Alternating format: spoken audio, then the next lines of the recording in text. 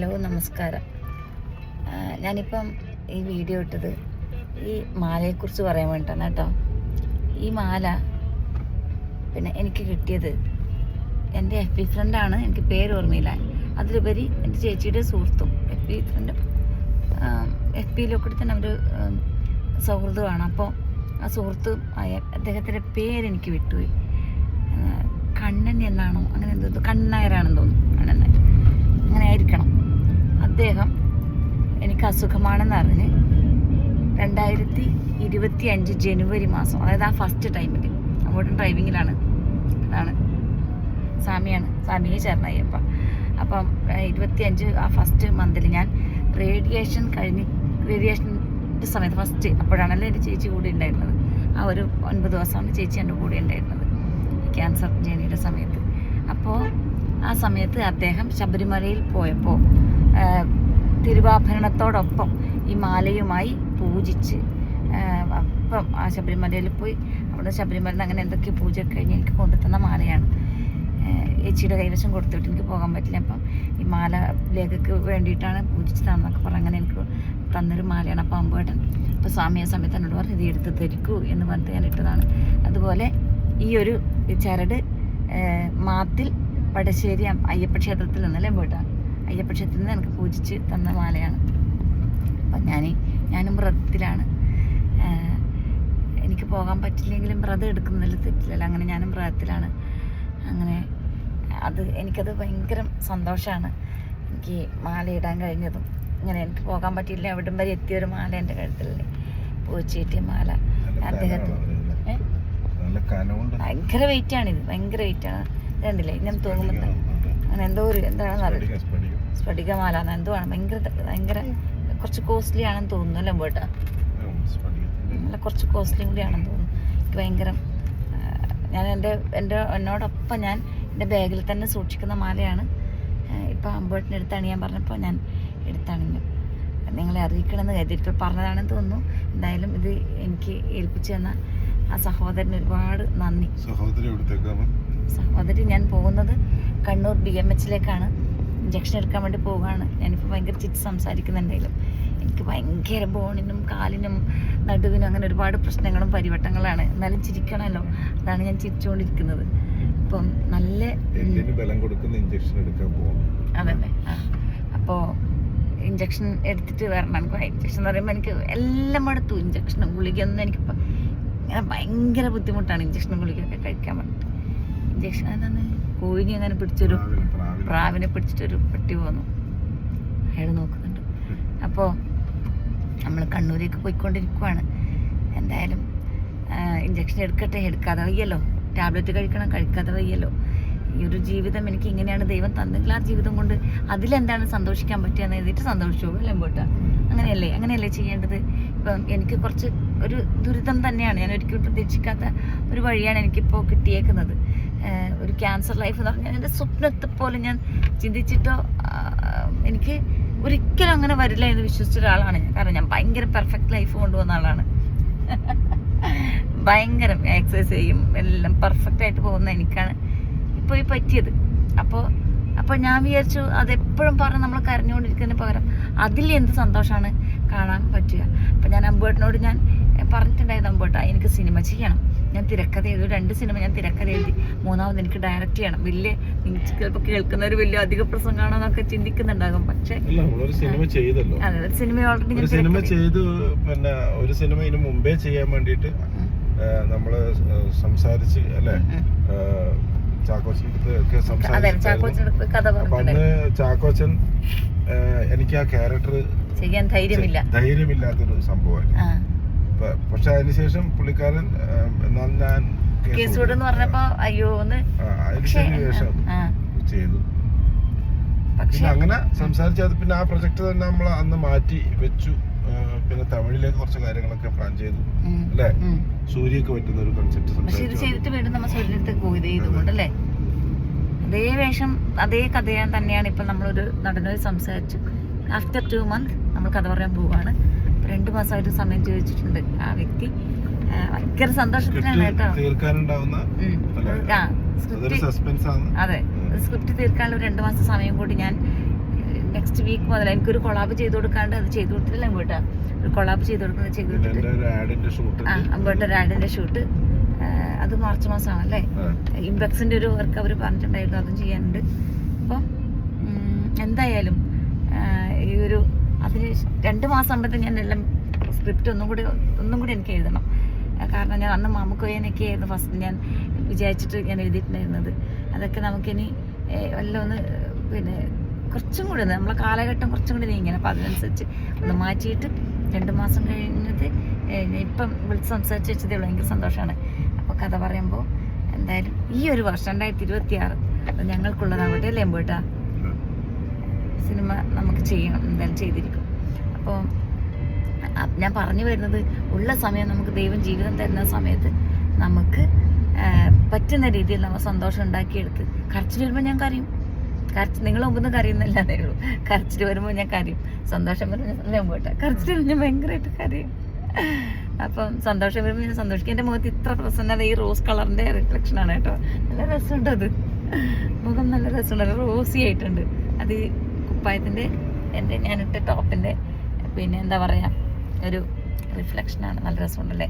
അപ്പം അങ്ങനെയാണ് സന്തോഷിക്കുക, മാക്സിമം സന്തോഷിക്കുക. ആരെന്ത് പറഞ്ഞിട്ട് ഇനിയിപ്പം ചിലരൊക്കെ വേണമെങ്കിൽ എനിക്ക് വേണ്ടി പോസ്റ്റ് ചെയ്യുകയും എന്നെ ചീത്ത വരെ തെറിപോലെ വിളിച്ചിട്ടൊക്കെയാണ് എന്നെ തെറിന്നാണ് അത്ര എന്നാലും എന്തൊക്കെ കുറച്ചൊക്കെ വീട്ടിൽ തെറികളൊക്കെ വിളിച്ചിട്ട് പോസ്റ്റ് ചെയ്യുന്നുണ്ട് ഒരു വ്യക്തി. എന്തോ ചോദിക്കോട്ടെ അല്ലേ പോയിട്ടാ, അതൊന്നും നമ്മൾ മൈൻഡ് നമ്മളങ്ങ് സന്തോഷിക്കുക. എനിക്കിപ്പോൾ അങ്ങനെയാണ് എന്നോട് സതീശൻ കാഞ്ഞിരിക്കൽ എന്നോട് പറഞ്ഞു. ഞങ്ങളിങ്ങനെ അയ്യോ സതീശേട്ടാ ഇങ്ങനെയൊക്കെ പറയുന്നുണ്ടല്ലോ സതീശേട്ടാ. അന്ന് സതീശേട്ടൻ പറഞ്ഞു, സതീശൻ കാഞ്ഞിരിക്കൽ സതീശേട്ടൻ പറഞ്ഞു, അമ്പുവേട്ടനോട് പറഞ്ഞതല്ലേ, അവർക്ക് 57 വയസ്സങ്ങനെ, എന്നാലും അമ്പുവേട്ടന 45 വയസ്സാണ്. അമ്പുവേട്ടൻ നടക്കില്ല, എന്നെ ലേഖിച്ചെന്ന് വിളിക്കുക. അദ്ദേഹം ഭയങ്കര റെസ്പെക്ട് ചെയ്യുന്നത്, നമ്മൾ അത്രയും റെസ്പെക്ട് ചെയ്യുന്നുണ്ട്. അതുകൊണ്ട് ആ റെസ്പെക്ട് നമ്മൾ തിരിച്ചും കൊടുക്കും അല്ലേ അമ്പുവേട്ടാ. റിട്ടയർഡ് പട്ടാളക്കാരാണ്, ശ്രീലങ്ക കലാക്ഷേത്രം നടത്തുന്ന ആളാണ്, കലാക്ഷേത്രത്തിന്റെ ഉടമയാണ്. നല്ല വ്യക്തിയാണ് എല്ലാത്തിലും, എബവ് ഓൾ അല്ലേ അമ്പൂട്ടാ. ഏറ്റവും പ്യുവറായ ഒരു സൗഹൃദം സതീശൻ കാഞ്ഞിൽ. അതുകൊണ്ട് തന്നെ നമ്മളെ സിനിമയിലും അദ്ദേഹം ഉണ്ടാവും. ഇപ്പോഴേ അനൗൺസ് ചെയ്ത് നമ്മുടെ സിനിമയിൽ അദ്ദേഹം നല്ലൊരു വേഷമായിട്ടുണ്ടാവും. കാരണം നല്ല അഭിനേതാവും കൂടിയാണ്. ഞാൻ പറഞ്ഞു വന്നത്, അദ്ദേഹം ഞാൻ ഈ സങ്കടം പറയുമ്പോൾ സതീശേട്ടൻ പറഞ്ഞത്, അമ്പൂട്ടാ ലേഖിച്ചി പിന്നെ ആന നടന്നു പോകുമ്പോൾ തെരുവിൽ നിന്ന് പട്ടികൾ കുരക്കാറുണ്ട് എന്ന് കരുതി ആന അത് നോക്കി എന്തെങ്കിലും മൈൻഡ് ചെയ്യുന്നുണ്ടോ? ആന അങ്ങ് നടന്നു പോകും, അത്രയേ ഉള്ളൂ. നിങ്ങൾ നടന്നു പോവുക, കണ്ടിട്ട് നിങ്ങളിങ്ങനെ ആൾക്കാരൊക്കെ സ്നേഹിക്കുകയും പിന്നെ പ്രശംസിക്കുകയും നിങ്ങളെ ഫോളോ ചെയ്യുന്നതൊക്കെ കാണുമ്പോൾ ചെറിയൊരു കുശുമ്പ് അസൂയാണ്, മൈൻഡ് ചെയ്യേണ്ട എന്ന് പറഞ്ഞതല്ലേ പോയിട്ട്. അങ്ങനെയാണ് പറഞ്ഞത്. അപ്പം നമുക്കത് കേൾക്കുമ്പോൾ ഒരു സന്തോഷം നേരാണ്, അതുകൊണ്ടായിരിക്കാം. അപ്പം ഞാൻ പറഞ്ഞു വരുന്നത്, നമ്മൾ സന്തോഷിക്കുക, പറ്റുന്നിടത്തോളം സന്തോഷിക്കുക. ഒരുപാട് പേരെന്നെ ക്യാൻസർ ഫൈറ്റേഴ്സ് വിളിക്കാറുണ്ട്, സങ്കടങ്ങൾ പറയുന്നത്, പേര് മറന്നു പോകും പലപ്പോഴും. എനിക്ക് യൂണിവേഴ്സിറ്റി കാലിക്കറ്റ് യൂണിവേഴ്സിറ്റിയിൽ വർക്ക് ചെയ്യുന്ന ആൾക്കാരൊക്കെ അവരും ക്യാൻസർ ഫൈറ്ററാണ്, അവരൊക്കെ എനിക്ക് മെസ്സേജ് ചെയ്യും. ചിലരൊക്കെ പറയും പിന്നെ അയ്യോ ഞങ്ങൾക്ക് സങ്കടം വരും, ഭയങ്കര സങ്കടം വരും, പക്ഷേ ലേഖയെ കാണുമ്പോൾ വല്ലാത്തൊരു ധൈര്യം വരുന്നു പറയും. കേൾക്കുമ്പോൾ ഭയങ്കര സന്തോഷമല്ല പോയിട്ടാ. ഇങ്ങനെയൊക്കെ ചിരിച്ച് നടക്കാൻ പറ്റുമോ, ഇങ്ങനെയൊക്കെ സുന്ദരിയായിട്ട്, സത്യം എന്നോട് അങ്ങനെ ലേഖ ഇങ്ങനെയൊക്കെ സുന്ദരിയാക്കി നമുക്ക് നടക്കാൻ പറ്റുമല്ലേ. ആ ചേച്ചി നടക്ക്, അടിച്ചു പൊളിച്ച് നടക്കല്ലേ പോയിട്ടാ. അങ്ങനെ അറിയോ, അടിച്ചു പൊളിച്ച് നടക്കുക സുന്ദരി. ആരാ നിങ്ങൾ സുന്ദരി നടക്കുക, എന്റെ മുടി പോട്ടെ നല്ല ക്യാപ്പ് വെച്ച് അത് ഫാഷൻ ആക്കും എന്നൊക്കെ ഞാൻ പറയും. അയ്യോ എൻ്റെ മുടി പോയി, അപ്പം നല്ല ക്യാപ്പ് വെക്കും, എന്നിട്ട് അടിപൊളി നടക്കുക ചേച്ചി. നമ്മളെല്ലാവരും ഒരു പനി വന്നെന്ന് വിചാരിച്ചാൽ മതി, അത്രയേ ഉള്ളൂ. ഞാൻ അമ്പോട്ടോട് പറഞ്ഞു, എനിക്ക് കുടജാദ്രി മല കാരണം കുംഭമേളക്ക് പോകണമെന്ന് ആഗ്രഹം ഉണ്ടായിരുന്നു, അമ്പോട്ടം കൊണ്ടുവരും, അത്രയും ജനസാഗരം ഉള്ളതല്ലേ. അപ്പം പലരും പറഞ്ഞു വേണ്ടപ്പാ എനിക്ക് സ്പെഷ്യലായിട്ട് കൊണ്ടുപോകാന്നൊക്കെ പറഞ്ഞിട്ടുണ്ടായിരുന്നു. ഞാനൊരാളെ വിളിച്ച് ഇതാക്കി. അപ്പം പോകാം എന്ന് നമുക്ക് പോകാം. അപ്പം എന്നോട് എല്ലാവരും പറഞ്ഞു പോകണ്ട, ഒരുപാട് ആൾക്കാർ വരുന്നല്ലേ. അപ്പം ഒരുപാട് ആൾക്കാർ മുങ്ങി കുളിക്കുന്നിടക്ക് പോയിട്ടല്ലേ പോയിട്ട്, അങ്ങനെ പോയിട്ട് മുങ്ങി കുളിക്കുമ്പോഴൊക്കെ അത് ശരിയാവില്ല. ഇനി അവസരം ഉണ്ടാവട്ടെ. ഇനിയിപ്പം എൻ്റെ ഇതെല്ലാം കുറച്ച് മാറി എവിടെയെങ്കിലും നോർത്തിലും എവിടെയായാലും കുംഭമേളയൊക്കെ ഉണ്ടെന്ന് ആഗ്രഹമുണ്ട്. എനിക്കത് ആഗ്രഹമല്ലേ. ഞാൻ വിശ്വസിക്കുന്ന എൻ്റെ മഹാദേവൻ്റെ ഒരു ഇത് അല്ലേ പോയിട്ടാ. എനിക്ക് മഹാദേവന് ഭയങ്കര ഒരു ഇതാണ്. മഹാദേവൻ, നാരായണൻ, എനിക്ക് ഈ രണ്ട് എന്താ പറയാ, അതുപോലെ മഹാദേവനും നാരായണനും അതേപോലെ ഞാൻ ഏറ്റവും കൂടുതൽ ഇതാക്കുന്ന എൻ്റെ മൂകാംബിക അമ്മ. നാരായണ ഗുരുവായൂരപ്പൻ തന്നെയല്ലേ അല്ലേ. അപ്പോൾ എനിക്ക് ഭയങ്കര വിശ്വാസമാണ് അതിൽ. അപ്പം എനിക്ക് അങ്ങനെയുള്ള എൻ്റെ പ്രായം ചിലപ്പം 40 കഴിഞ്ഞപ്പോൾ ആ ഒരു ഇതായിരിക്കും അമ്പോട്ട. 40 കഴിഞ്ഞില്ലേ അതൊക്കെ ഞാൻ അമ്പോട്ട് 40 കഴിഞ്ഞതുകൊണ്ടായിരിക്കും അമ്പോട്ട നമുക്കിങ്ങനെ ഈ ആത്മീയതയിലോട്ടൊരു പ്രവേശം, ഒരു ഇഷ്ടം കൂടുതൽ. അങ്ങനെയൊന്നുമല്ല. നമ്മൾ രണ്ടാളും പ്രണയിക്കുമ്പോൾ അമ്പോട്ടൻ്റെ വീട്ടിൽ ചെയ്ത പ്രശ്നങ്ങളൊക്കെ ഉണ്ടായ സമയത്ത് ഞാൻ ഗുരുവായൂരപ്പനെ വിളിച്ചു കരഞ്ഞു. അതേ ഗുരുവായൂരപ്പനെ നടയിൽ വെച്ചിട്ടാണ് 2 വീട്ടുകാരും നോക്കിയല്ലേ അമ്പോട്ട ഗംഭീരമായിട്ട് ഞങ്ങൾ വിവാഹം കഴിച്ച് ഒന്നായത്. അപ്പം ഗുരുവായൂരപ്പൻ എപ്പോഴും എന്നെ ചേർത്ത് വെക്കാറുണ്ട് ഇല്ലേ അമ്പോട്ട? അതന്നെ, എപ്പോഴും നമ്മളെ ഗുരുവായൂരപ്പൻ ചേർത്ത് വെക്കും. ഞാൻ ആദ്യമായിട്ട് നമ്മൾ പ്രണയിക്കുന്ന സമയം, പ്രണയിച്ചിട്ട് കഴിഞ്ഞിട്ടുണ്ടല്ലോ അമ്പോട്ട? പ്രണയിക്കുമ്പോഴാണോ അതോ നമ്മൾ നിശ്ചയം കഴിഞ്ഞിട്ടാണോ അറിയില്ല.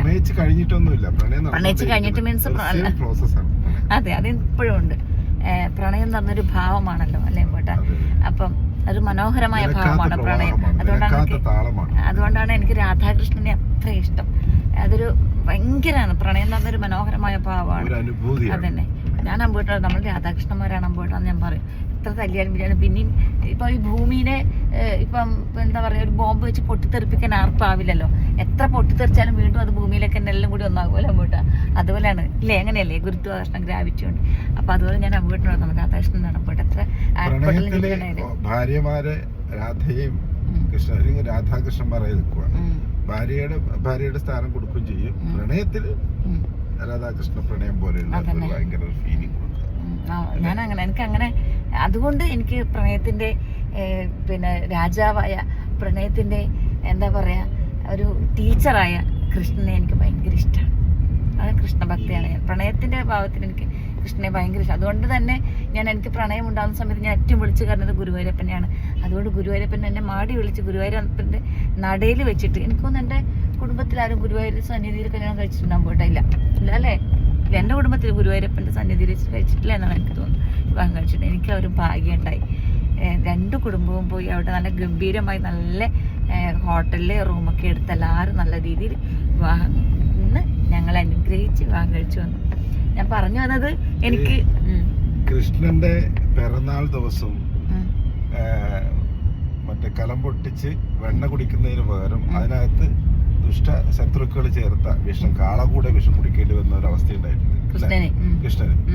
അപ്പോ ശിവൻ പോലും അന്ന് പിന്നെ കൃഷ്ണനോട് പറഞ്ഞൊരു കാര്യമുണ്ട്, ഈ കാളകൂടെ വിഷം കുടിച്ചു കഴിഞ്ഞാൽ അത് എനിക്ക് കുടിക്കാം, എനിക്ക് പറ്റിക്കാനാവില്ല, എനിക്ക് പോലും പറ്റാത്തൊരു സംഭവമാണ്, ഇതെങ്ങനെയാണ് പരിഹരിക്കുക എന്ന് കൃഷ്ണനോട് പറയുന്ന സമയത്ത് കൃഷ്ണൻ പറഞ്ഞു കഴിഞ്ഞാൽ അത് ഞാൻ കുടിക്കുകയാണെങ്കിൽ എന്റെ ശരീരത്തിൽ വരുന്ന ആ കാളകൂട വിഷം ഇറക്കാൻ എന്നിലെ പ്രണയം മതി.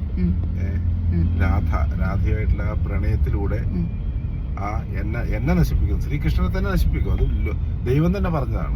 പക്ഷെ കൃഷ്ണൻ പറഞ്ഞു എനിക്ക് പേടിയില്ല, കാരണം സ്ഥായിയായ പ്രണയമുള്ളത് കൊണ്ട് രാധ അത് മാറ്റിക്കോളും. രാധയുടെ പ്രണയം കൊണ്ട് അത് ഇല്ലാതാവും. സത്യവാൻ സാവിത്രി പോലെ അല്ലേ? അപ്പോ യഥാർത്ഥ പ്രണയം, ഇപ്പൊ ക്യാൻസർ എന്നുള്ളത് ശരീരത്തിലുണ്ടായ ഒരു കാളകൂട വിഷമാണെങ്കിൽ അതിൽ പ്രണയത്തിന്റെ ഒരു അവസ്ഥയും കൂടെ കേട്ടി അത് പ്രണയത്തിൽ വിശ്വസിക്കുക, സംഭവം എല്ലാം പോയിക്കോളും.